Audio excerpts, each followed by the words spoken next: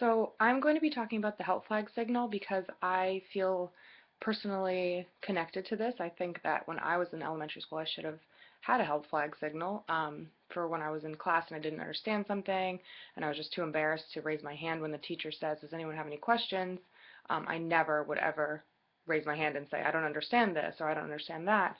And I think a help flag signal would have helped me a lot, understanding the material a little bit more, and on a quicker level too.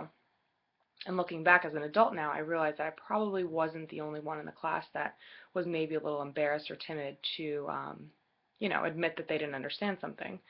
But that, I guess, is because, as an adult, you're a little bit more mature, and when you're a kid, you don't want to look any less than any other kid. So like you don't know something. So it's in 4 steps. So the first step is you and the student select a signal that is a mutual understanding. It could be a word, it could be a gesture, it could be a card, it could be anything that the student feels comfortable with. And they'll understand that if they do this little help flag signal, the teacher will be right there to help them and, clarify anything for them.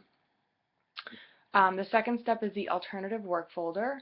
And here this allows for them to feel cared for and that they have support on sort of a nonverbal level. You can put in worksheets or reading lists or things that are going on in the classroom that they maybe feel they would like to have a little bit more practice with, and they can go to that folder, resort to that, and feel, they're taking care of themselves and that you're there as well. The third step is set aside a time to meet with the student, talk about the plan, be open with them, say, how do you feel about this? Is there anything you want to change? Feel confident with the plan. That's probably one of the most important parts of the help flag signal, is for them to feel confident, basically, in order to ask for the help. And then the fourth step is to start it. So you have to, as a teacher, you need to make sure that you're aware of the student and, scan the classroom and make sure that while you're teaching and while you're,